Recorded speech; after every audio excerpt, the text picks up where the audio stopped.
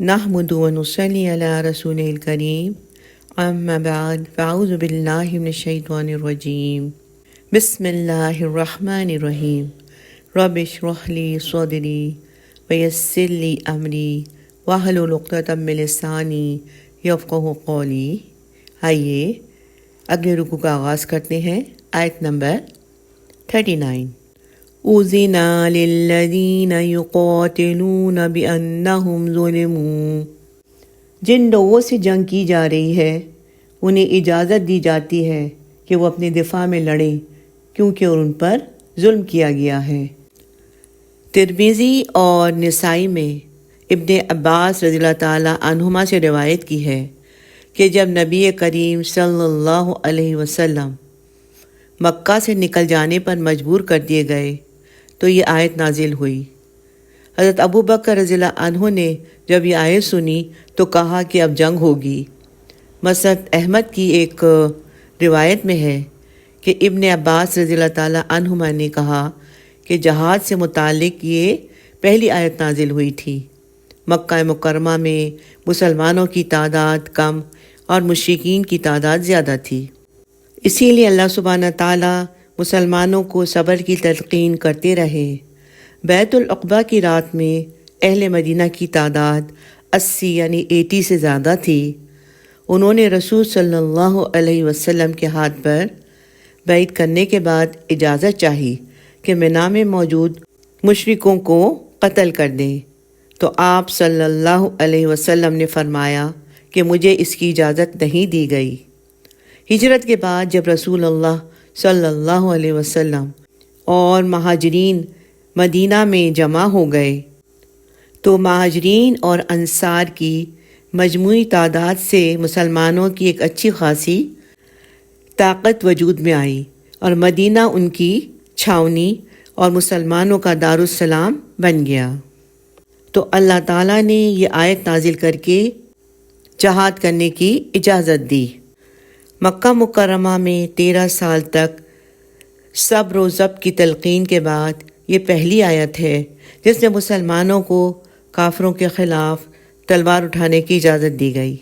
اس سے پہلے مسلمانوں کو کفار کے ظلم و ستم کا کوئی جواب دینے کی اجازت نہیں تھی، بلکہ ہر زیادتی پر صبر کرنے کا حکم دیا گیا تھا۔ وَإِنَّ اللَّهَ عَلَىٰ نَصْرِهِمْ لَقَدِيرٌ، اور یقیناً اللہ ان کی نصرت پر قادر ہے۔ یہاں اللہ تعالیٰ پھر تاکیداً فرما رہے ہیں کہ مومنین اپنے آپ کو اکیلا نہ سمجھیں، یقیناً اللہ ان کی مدد پر پوری طرح قادر ہے اور وہ ضرور ان کی بھرپور مدد فرمائے گا، بے شک۔ آیت نمبر 40۔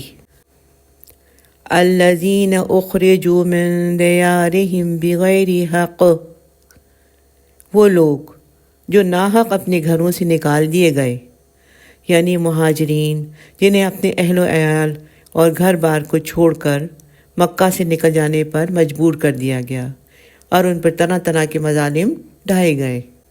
الا ان یقولوا ربنا اللہ، صرف اس جرم میں کہ انہوں نے کہا ہمارا رب اللہ ہے۔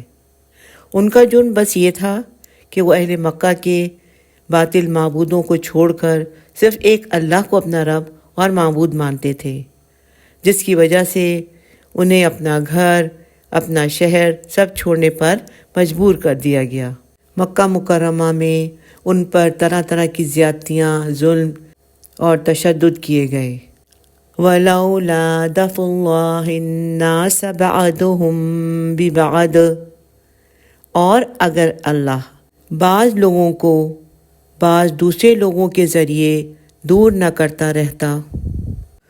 آیت کے اس حصے میں اللہ تعالیٰ نے جہاد کی حکمت بیان فرمائی ہے کہ اگر اللہ تعالیٰ مسلمانوں کو جہاد کی اجازت نہ دیتے اور مسلمانوں کے ذریعے مشرکوں کو نہ مار بھگاتے تو ہر دور میں مشرکین جو ہے وہ اہل ایمان پر غالب آ جاتے۔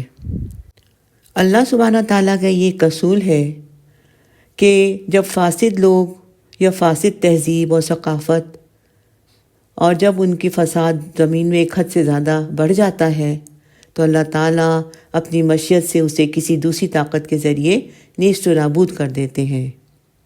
جیسے سورہ بقرہ میں فرمایا گیا کہ اگر اللہ ایسے نہ کرتا تو زمین میں ہر طرف فساد ہی فساد ہوتا۔ لَهُدِّمَتْ صَوَامِعُ وَبِيَعٌ وَصَلَوَاتٌ وَمَسَاجِدُ يُذْكَرُ فِيهَا اسْمُ اللَّهِ كَثِيرًا، تو ڈھا دیے جاتے ساری خانقاہیں، گرجے، کنیسے اور مسجدیں جن میں کثرت سے اللہ کا نام لیا جاتا ہے۔ اس آیت میں جہاد کی حکمت بیان فرمائی گئی ہے، اور وہ یہ کہ جتنے انبیاء کرام علیہ السلام دنیا میں آئے ہیں، اپنے اپنے وقت میں انہوں نے صرف اللہ تعالیٰ کی عبادت کی تعلیم دی ہے اور اسی کے لیے عبادت گاہیں بنائی ہیں۔ حضرت عیسیٰ علیہ السلام کی شریعت میں اس کام کے لیے خانقاہیں اور کلیسا بنائے گئے، جنہیں عربی میں صومعہ اور بیعہ کہا جاتا ہے۔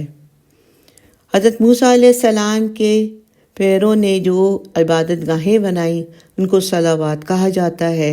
صلوات عبرانی زبان کا لفظ ہے، اور مسلمانوں کی عبادت گاہوں کو مسجد کہا جاتا ہے، اور جو لوگ ان آسمانی مذاہب کے مخالف تھے وہ ان عبادت گاہوں کو مٹانے کے در پہ رہے۔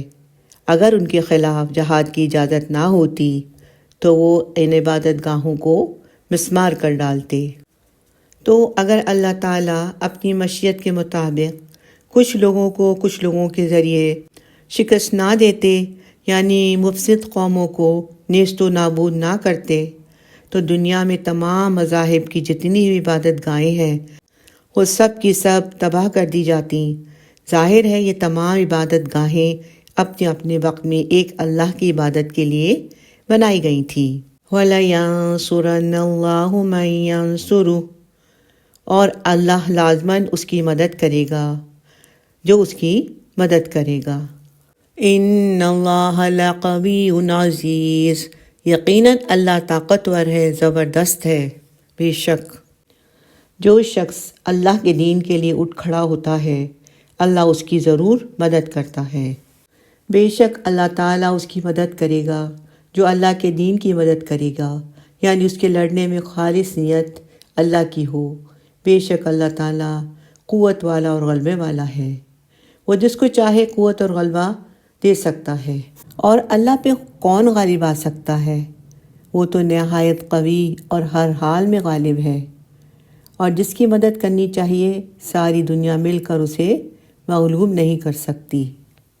آیت نمبر 41، الذین ان مکناہم فی الارض، وہ لوگ کہ اگر انہیں ہم زمین میں اقتدار عطا کر دیں، اقاموا الصلاۃ، وہ نماز قائم کریں گے، وآتوا الزکاۃ، اور زکوٰۃ ادا کریں گے، وَأَمَرُوا بِالْمَعْرُوفِ وَنَهَوْا عَنِ الْمُنكَرِ، اور وہ نیکی کا حکم دیں گے اور برائی سے روکیں گے۔ وَلِلَّهِ عَاقِبَةُ الْأُمُورِ، اور تمام امور کا انجام تو اللہ ہی کے قبضہ قدرت میں ہے۔ الَّذِينَ إِن مَّكَّنَّاهُمْ فِي الْأَرْضِ، اس آیت میں الَّذِينَ صفت ہے ان لوگوں کی جن کا ذکر اس سے پہلے آیت میں ان الفاظ سے کیا گیا تھا کہ الَّذِينَ أُخْرِجُوا مِن دِيَارِهِمْ بِغَيْرِ حق، یعنی وہ لوگ جن کو ان کے گھروں سے ظلماً بغیر کسی حق کے نکال دیا گیا۔ ان لوگوں کے بارے میں اس آیت میں یہ فرمایا گیا ہے کہ یہ ایسے لوگ ہیں اگر ان کو زمین میں حکومت اور اقتدار دے دیا جائے تو یہ لوگ اپنے اقتدار کو ان کاموں میں صرف کریں گے کہ نمازیں قائم کریں گے، زکوٰۃ ادا کریں گے اور نیک کاموں کی طرف لوگوں کو دعوت دیں گے، برے کاموں سے روکیں گے۔ یہ آیات ہجرت مدینہ کے فوراً بعد اس وقت نازل ہوئیں جب کہ مسلمانوں کو کسی بھی زمین میں حکومت اور اقتدار حاصل نہیں تھا، مگر حق تعالیٰ نے اس کے بارے میں پہلے یہ خبر دے دی کہ جب ان کو اقتدار حکومت ملے گا تو یہ دین کی اہم خدمات انجام دیں گے۔ اسی لیے حضرت عثمان غنی رضی اللہ تعالیٰ عنہ نے فرمایا کہ اللہ تعالیٰ کا یہ ارشاد عمل کے وجود میں آنے سے پہلے ہے، اور اس پر عمل کرنے والوں کی اللہ تعالیٰ کی طرف سے تعریف ہے۔ پھر اللہ تعالیٰ کی اس خبر کا، جس کا ہونا یقینی تھا اس دنیا میں، اس طرح سے ہوا کہ چاروں خلفائے راشدین اور مہاجرین نے اپنے عمل سے اس کو بالکل صحیح کر دکھایا۔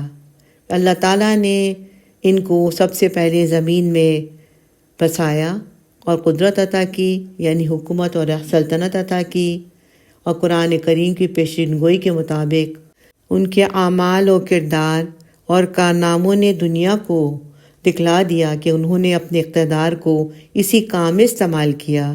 نمازیں قائم کی، زکوٰۃ کا نظام مضبوط کیا، اچھے کاموں کو رواج دیا اور برے کاموں کا راستہ بند کر دیا۔ اسی لیے علماء نے فرمایا کہ یہ آیت اس بات کی دلیل ہے کہ خلفائے راشدین سب کے سب اسی بشارت کے مصداق ہیں، اور جو نظام خلافت ان کے زمانے میں قائم ہوا وہ حق و صحیح اور عین اللہ تعالیٰ کے ارادے اور رضا اور پیشگی خبر کے مطابق ہے۔ یہ تو اس آیت کی شان نزول کا واقعاتی پہلو ہے، لیکن یہ ظاہر ہے کہ الفاظ قرآن جب عام ہوں گے تو وہ کسی خاص واقعے پہ منحصر نہیں ہوتے، ان کا حکم عام ہوتا ہے۔ اسی لیے اس آیت میں ان لوگوں کے لیے ہدایت بھی ہے جن کو اللہ تعالیٰ ملک اور سلطنت عطا فرما دیں تو وہ اپنے اقتدار میں یہ کام انجام دیں جو خلفائے راشدین نے اپنے وقت میں انجام دیے۔ آیت نمبر 42۔ وَإِن يُكَذِّبُوكَ فَقَدْ كَذَّبَتْ قَبْلَهُمْ قَوْمُ نُوحٍ وَعَادٍ وَثَمُودَ۔ اور اے نبی صلی اللہ علیہ وسلم، اگر یہ لوگ آپ کو جھٹا رہے ہیں تو ان سے پہلے قوم نوح، قوم عاد اور قوم ثمود کے لوگ بھی رسولوں کو جھٹلا چکے ہیں۔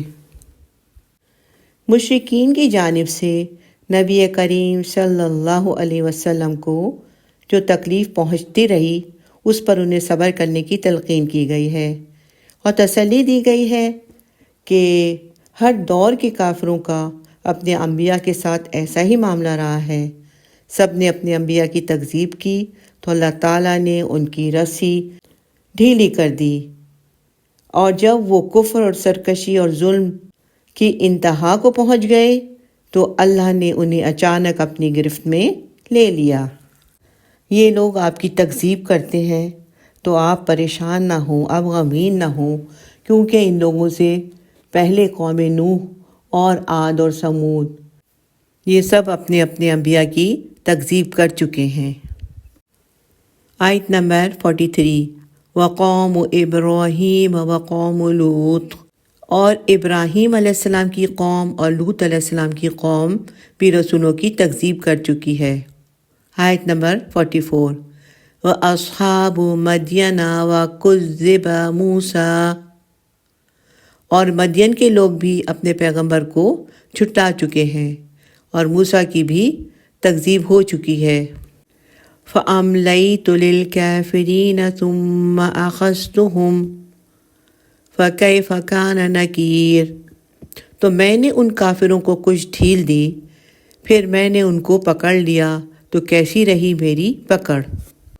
ان آیات میں یہی اللہ تعالیٰ فرما رہے ہیں کہ قوم ابراہیم اور قوم لوط اور اصحاب مدینہ اور موسیٰ علیہ السلام کی قوم نے بھی ان کو جھٹلایا اور ان کی تکذیب کی۔ پھر ان کافروں کو چند روز کی مہلت دی گئی، جیسے آج کے مشرکین کو مہلت دی جا رہی ہے، منکروں کو مہلت دی جا رہی ہے۔ پھر میں نے ان کو عذاب میں پکڑ لیا تو دیکھو میرا عذاب کیسا ہوا۔ آگے ان عذاب کا ذکر کیا جا رہا ہے۔ آیت نمبر 45۔ وَكَأَيٍّ مِّن قَرْيَةٍ أَهْلَكْنَاهَا وَهِيَ ظَالِمَةٌ۔ اور کتنی ہی بستیاں تھیں جنہیں ہم نے ہلاک کر دیا اور وہ ظالم تھیں۔ اللہ تعالیٰ نے اس سے پہلے جس جس بستی کو ہلاک کیا اس کے رہنے والے مجرم اور گنہگار تھے۔ جب بھی کوئی بستی کفر اور شرک اور دوسرے گناہوں کے سبب معصیت اور برائی کا مرکز بن جاتی ہے تو اس کا وجود معاشرے کے لیے خطرے کی علامت بن جاتا ہے۔ تو اللہ تعالیٰ کی مشیت یہی ہے کہ اس بستی کو صفائے ہستی سے مٹا دیا جاتا ہے۔ فَهِيَ خَاوِيَةٌ عَلَىٰ عُرُوشِهَا، تو وہ گری پڑی ہیں اپنی چھتوں پر۔ وَبِئْرٍ مُّعَطَّلَةٍ، اور کتنے ہی ناکارہ کنویں بند پڑے ہیں۔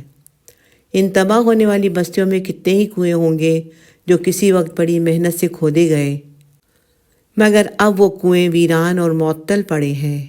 وَقَصْرٍ مَّشِيدٍ، اور کتنے ہی مضبوط بنائے ہوئے محل بھی ویران پڑے ہیں۔ ان قوموں کے کیسے کیسے مضبوط اور عالیشان محل کھنڈرات میں تبدیل ہو گئے ہیں۔ نہ وہ جاہ و جلال ہے، نہ وہ شان و شوکت ہے۔ مشرکین کی جانب سے نبی کریم صلی اللہ علیہ وسلم کو جو تکلیف پہنچتی رہی تھی، ان پر انہیں صبر کرنے کی تلقین دی گئی، اور یہ فرمایا کہ سب نے اپنے انبیاء کی تکذیب کی تو اللہ تعالیٰ نے ان کی رسی کو ڈھیل دی، اور جب وہ کفر اور سرکشی میں انتہا کو پہنچ گئے تو اللہ تعالیٰ نے اچانک انہیں پکڑ لیا۔ اسی مفہوم کی تائید پر اللہ تعالیٰ اس آیت میں فرماتے ہیں کہ بہت سی بستی والوں نے جب شرک باللہ اور رسولوں کو جھٹلا کر اپنے آپ پر ظلم کیا تو اللہ تعالیٰ فرماتے ہیں تو ہم نے ان بستیوں کو تباہ کر دیا، ان کے تمام مکانات اپنی چھتوں کے بل زمین بوس ہو گئے۔ وہ کنویں جن کا پانی پیتے تھے اب بیکار پڑے ہیں، وہ محل جن میں وہ داد عیش لیتے تھے اب ان میں ہو کا عالم ہے، یعنی سب تباہ و برباد ہو گیا، سب ختم ہو گیا۔ آیت نمبر 46۔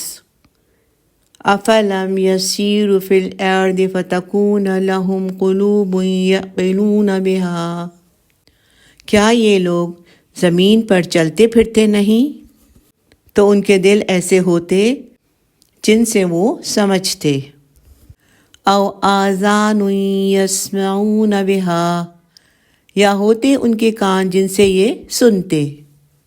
فإنها لا تعمى الأبصار ولكن تعمى القلوب التي في الصدور، تو اصل میں آنکھیں اندھی نہیں ہوتی بلکہ دل اندھے ہو جاتے ہیں جو سینوں کے اندر ہیں۔ اس آیت میں کفار قریش اور دیگر قبائل عرب سے کہا جا رہا ہے کہ وہ زمین میں گھوم کر ہلاک کردہ قوموں کے آثار قدیمہ پر نگاہ کیوں نہیں ڈالتے؟ اگر یہ لوگ عقل اور سمجھ سے کام لیتے تو پیغمبروں کو جھٹلانے والی قوموں کی بستیوں کے تباہ شدہ کھنڈرات کو دیکھ کر عبرت پکڑتے اور اصل بات کی تہ تک پہنچتے۔ شاید ان میں غور و فکر سے ان کے دل زندہ ہو جائیں اور ان کے کان خیر کی باتوں پر توجہ دینے لگیں۔ اس آیت میں اللہ تعالیٰ نے یہ بھی فرمایا کہ آنکھیں اندھی نہیں ہوتی بلکہ دل اندھے ہو جاتے ہیں جو سینوں کے اندر ہیں۔ اب یہ ہمیں دیکھنا ہے کہ یہ کون سا اندھا پن ہے۔ دراصل یہی وہ اندھا پن ہے جو ابو جہل، ابو لہب اور ولید بن وغیرہ جیسے لوگوں کو لاحق تھا۔ ان کی آنکھیں تو اندھی نہیں تھیں بلکہ ان کے دل مکمل طور پر اندھے ہو چکے تھے۔ ان کے دل میں دنیاوی اغراض، ہٹ دھرمی اور بغض اور کینہ کے پردے پڑ چکے تھے۔ یہی وجہ تھی کہ وہ نہ دیکھ سکتے تھے، نہ سن سکتے تھے، نہ وہ سمجھتے تھے۔ ایسے لوگوں کا دیکھنا سننا صرف ایک سطحی دیکھنا اور سننا ہوتا ہے، حالانکہ قریش مکہ کے تجارتی قافلے عذاب الہی کی زد میں آنے والی تباہ شدہ بستیوں کے کھنڈرات کے پاس سے گزرتے تھے۔ وہ لوگ ان کھنڈرات کو دیکھتے تو تھے لیکن یہ سب کچھ ایک سطحی طور پر دیکھنا تھا۔ وہ دیکھ کے آگے نکل جاتے، چنانچہ نہ ان سے کوئی سبق حاصل کرتے نہ عبرت پکڑتے۔ انسان کی یہی وہ کیفیت ہے جس کے بارے میں اس آیت میں فرمایا گیا ہے کہ آنکھیں اندھی نہیں ہوا کرتی بلکہ دل اندھے ہو جاتے ہیں جو سینوں کے اندر ہیں۔ آیت نمبر 47۔ وَيَسْتَعْجِلُونَكَ بِالْعَذَابِ وَلَن يُخْلِفَ اللَّهُ وَعْدَهُ، اور اے نبی صلی اللہ علیہ وسلم، یہ لوگ عذاب کے بارے میں آپ سے جلدی مچا رہے ہیں، اور اللہ اپنے وعدے کی ہرگز خلاف ورزی نہیں کرے گا۔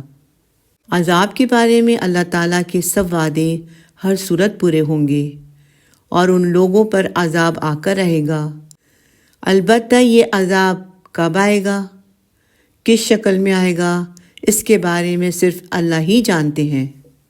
اللہ سبحانہ تعالیٰ نے ایسی تمام معلومات خفیہ رکھی ہوئی ہیں۔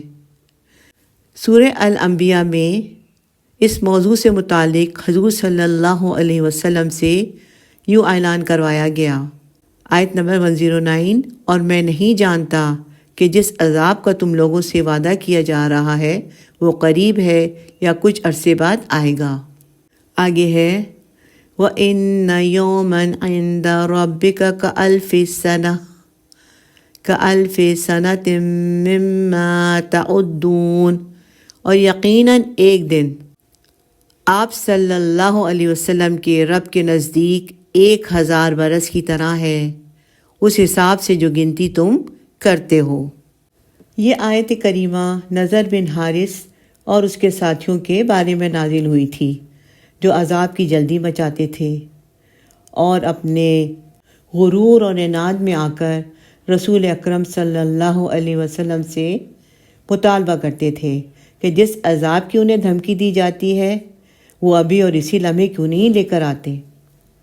سورہ الانفال آیت نمبر 32 میں ان کے اسی قول کو اس طرح بیان کیا گیا ہے کہ اے اللہ، اگر یہ قرآن واقعی تیرا کلام ہے تو ہم پر آسمان سے پتھر برسا دے یا پھر کوئی اور دردناک عذاب کر دے۔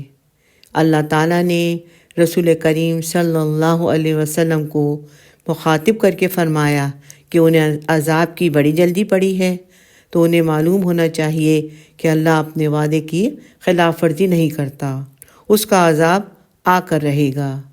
یہ تو اس کی رحمت، اس کا کرم، اس کی بردباری ہے جو ابھی اللہ انتقام نہیں لے رہا، وہ جب چاہے گا انتقام لے لے گا۔ اسی لیے لوگوں کا 1000 سال اس کی بردباری کے پیش نظر گویا ایک دن کی مانند ہے۔ آیت کا یہ حصہ جس میں فرمایا گیا ہے ان یومن عند ربک کالف سنہ، آپ کے رب کے پاس ایک دن دنیا کے 1000 سال کے برابر ہوگا۔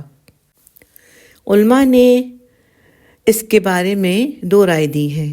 ایک رائے تو یہ ہے کہ اس دن سے مراد قیامت کا دن لیا جائے، اور اس کا 1000 سال کے برابر ہونے کا مطلب یہ ہے کہ اس دن کی ہولناکیاں، واقعات اتنے ہیبت ناک ہوں گے جس کی وجہ سے یہ دن اتنا لمبا محسوس ہوگا جیسے کہ یہ 1000 سال کا دن ہے۔ دوسرا یہ کہ عالم آخرت کا ایک دن ہمیشہ کے لیے دنیا کے 1000 سال کے ہی برابر ہو۔ مسند احمد ترمذی میں حضرت ابو ہریرہ رضی اللہ تعالیٰ عنہ سے روایت ہے کہ رسول اللہ صلی اللہ علیہ وسلم نے ایک روز فقراء اور مہاجرین کو خطاب کر کے فرمایا کہ میں تم کو قیامت کے روز مکمل نور کی بشارت دیتا ہوں، اور یہ کہ تم اغنیاء اور مالدار سے آدھا دن پہلے جنت میں جاؤ گے، اور اللہ کے ہاں ایک دن 1000 سال کا ہوگا، اس لیے فقراء اور اغنیاء سے 500 سال پہلے جنت میں داخل ہوں گے۔ آیت نمبر 48 وَكَأَيٍّ مِّن قَرْيَةٍ أَمْلَيْتُ لَهَا وَهِيَ ظَالِمَةٌ، اور کتنی ہی بستیاں ایسی تھیں کہ میں نے انہیں ڈھیل دی تھی لیکن وہ گنہگار تھیں۔ ثُمَّ أَخَذْتُهَا وَإِلَيَّ الْمَصِيرُ، پھر میں نے ان کو پکڑ لیا اور سب نے میری ہی طرف لوٹ کر آنا ہے۔ بے شک اس آیت میں اللہ سبحانہ تعالیٰ نے فرمایا کہ بہت سی گنہگار بستیوں کو مہلت دی، لیکن جب وہ اپنے گناہوں سے باز نہیں آئیں تو اچانک اپنی گرفت میں لے لیا۔ اس لیے مشرکین کی جلد بازی کا کوئی معنی نہیں۔ اگر دنیا کے عذاب سے بچ جائیں گے تو انہیں بہرحال اللہ ہی کی طرف لوٹ کر آنا ہے، جہاں دائمی اور ہمیشہ رہنے والا عذاب ان کا انتظار کر رہا ہے۔ تو عقلمند انسان کو عذاب آخرت کی جلدی نہیں مچانی چاہیے، اس لیے کہ آخرت میں ایک دن کا عذاب شدت کرب اور ہولناکیوں کے اعتبار سے 1000 سال کے عذاب کے برابر ہوگا۔ اگر لوگوں کو عذاب آخرت کی شدت کا اندازہ ہوتا تو جلدی نہ مچاتے۔ یہاں پر اس رکوع کو اختتام ہوا۔ بارک اللہ لی و لکم فی القرآن العظیم، آمین۔ ربنا تقبل منا انک انت السمیع العلیم، ربنا لا تؤاخذنا ان نسینا او اخطأنا، آمین۔ سبحانک اللہم و بحمدک، نشہد ان لا الہ الا انت، نستغفرک و نتوب الیک۔ السلام علیکم ورحمۃ اللہ وبرکاتہ۔